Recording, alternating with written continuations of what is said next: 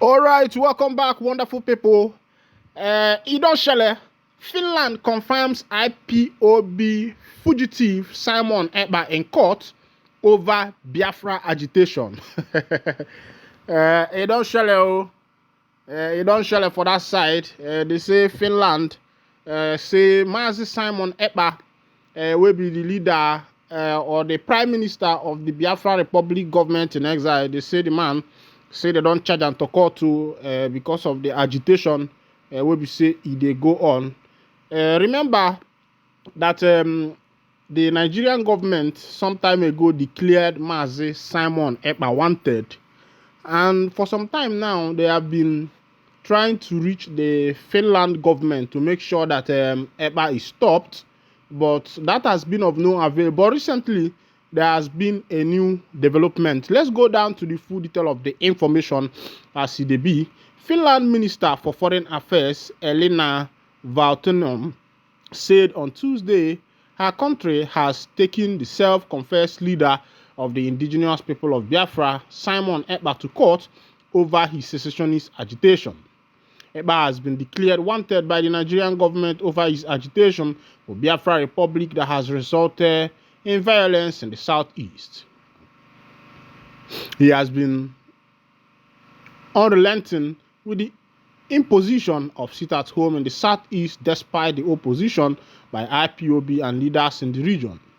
It was gathered that security agents arrested him in the Nordic nation in February, and Finland confirmed that Ekpa was taken to court in 2023 but later released.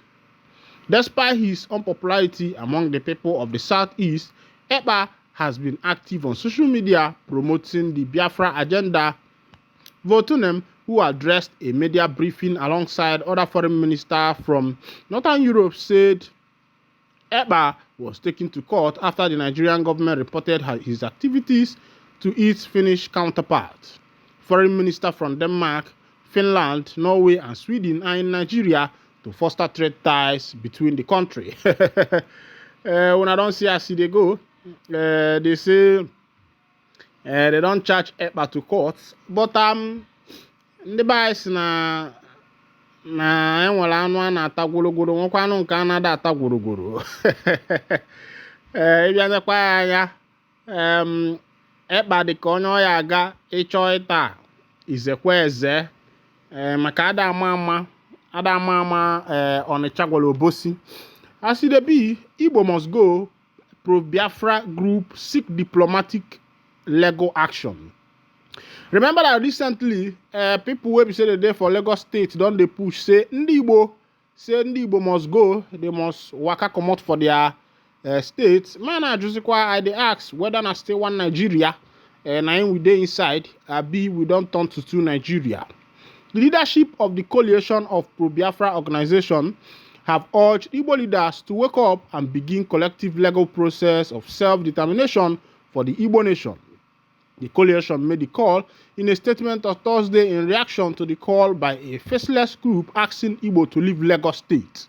The coalition comprises many pro-Biafra groups, including Movement for the Acquisition of Sovereign State of Biafra Masob, Eastern People's Congress, EPC, Billy Human Rights Initiative, Biafra Liberation Council, Biafra Revolutionary Force, Biafra Revolutionary Organization, Biafra Reconciliation, and Union of Biafra Scientists and Engineers. So say Taylor. For this Biafra agitation, you go share. But there is this video where I want to drop for you. Make you watch it first. I will come back to you. Comrades, members of the various SA governments, dear participants in the first sleep of SA heads of state, good morning. It was a great pleasure and an honor to be here today. A blessed date, a memorable date, July 6, 2024, here in Niamey. First of all, let us give thanks to God who made this day possible. We thank him for everything he has done for us until today, and everything he will do for the people of the AES. Please allow me also to pay tribute to the Nigerian people. These people who have suffered so much since the advent of the CNSP, and who continue to remain standing. Thank you to the Nigerians who gave us a warm welcome yesterday when we set foot on the soil of our homeland here. You are more than friends, You are more than neighbors. You are our brothers. You are our sisters. Because fraternity goes beyond friendship or neighborhood. We have the same blood flowing through our veins. In our veins runs the blood of these valiant warriors who fought and who reserved these lands that we call Mali, Burkina, and Niger. In our veins runs the blood of these valiant warriors who helped the whole world get rid of Nazism and many other scourges. In our veins runs the blood of these valiant warriors who were deported from Africa to Europe, America, Asia, or whatever, and who helped build these states during slavery. In our veins flows the blood of worthy men, of robust men, of capable men. And for this, let us be proud and thank you for being a national of the AES. Africa, this continent which has suffered so much and which continues to suffer because of the imperialists. These imperialists have only one cliché in mind: Africa is the empire of slaves. This is how they see Africa. For them, Africans belong to them. Our land belongs to them. Our basements belong to them. They have never been able to change software until today. It's deplorable. But how does he do it? It is unfortunately since the 1960s that these 6,000 acres of independence were given to Africa. They just placed local valleys at the head, according to them, of their sub-prefecture to be able to continue to supply them. These local valleys that we are going to describe today as living room slaves have no other guide than to seek to live like the master, to satisfy the master, and to do everything that the master dictates. They steal, they plunder our states, take everything to the master, and their wealth is kept with the master. They do everything to live like their master and always satisfy him. When the master commands, they execute. Do you know who these parlor slaves are? We will explain to you what it is. These are individuals who have no dignity, who have no morals, who have no personality. But the slave master always knew how to identify these individuals. They are always ready to betray their brother to satisfy the master. They have betrayed us since independence, and others continue to betray us until today for the benefit of their master. These individuals always continue against all odds to plunder Africa, to help the master to plunder Africa. They like to say it every year. In their economic survey, Burkina is the poorest country, Mali is the poorest country, Niger is the poorest country. We are ranked among the last. All right, if we are as poor as they say, but when the time came to take responsibility, we asked these masters to leave the place. Why don't they want to leave? Because we take the case of Niger. For more than 40 years, certain countries have exploited uranium to produce energy at home. From Ottawa to Paris, the streets are illuminated. It's light. But in Niger, it's darkness. Security that served us. When you go to our states, our soils are drilled all over to search for precious metals such as gold. But often, there is not even the slightest accessible road to reach areas where they exploit some basic social services. This is why we decided to revolt and take the destiny of our countries into our own hands. There are many other examples, but when we decided this, we were approached by some parlor slaves to give us their master's message, because they had created this sort of polymer chain that sticks up at the head of our states to serve them.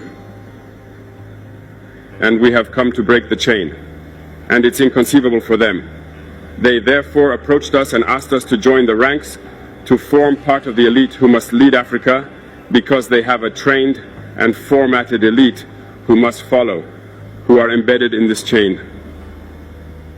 We refused to join their ranks, and from then on, hostilities began. They have led several mercenaries, trainers, and agents into our areas who have descended into the Sahel to hope to carry out barbaric, cowardly attacks against our populations, to hope to revolt them. In addition to these attacks on the ground, communicational attacks, manipulation, disinformation, etc., are full in their souls. But the people of the Sahel have understood, and we will never be able to manipulate them again. They know where they come from, they know what they are doing, and they know where they are going. We are not going. Right, wonderful people. Welcome back. Welcome back. Welcome back. That presentation you just had is from the president of Mali. President of Mali, yes. They have decided that Africa should be by their own, and that the white man who have so much, taking a lot of things from Africa, and at the same time making us to believe that as Africans that we are poor people.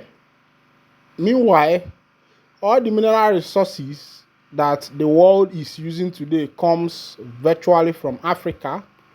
Are you talking about platinum? Are you talking about gold?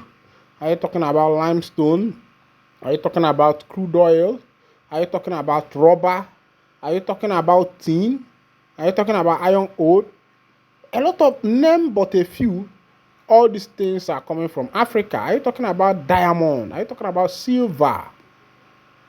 Are you talking about Californium? All these things come from Africa. And you see these masters using, our fellow brothers who are Africans, who are greedy, who are ready to do anything to make sure that their masters are pleased. This thing did not start now. It started right from the independence, even right from the colonial masters, where the colonial masters choose the people that they feel that are best for them, people who can pay much attention to them, people who can do a lot of things to be able to, just feed their stomach, betray their brothers. These are the kind of people that these masters choose and make sure that they fulfill whatever they want them to do. Meanwhile, but in the bias na Osta de Bamano Megene, not the Balbo. And I pray that other African countries will learn from what Mali, Burkina Faso, and Niger are doing. I'm not even talking about military coup or anything, but true democracy.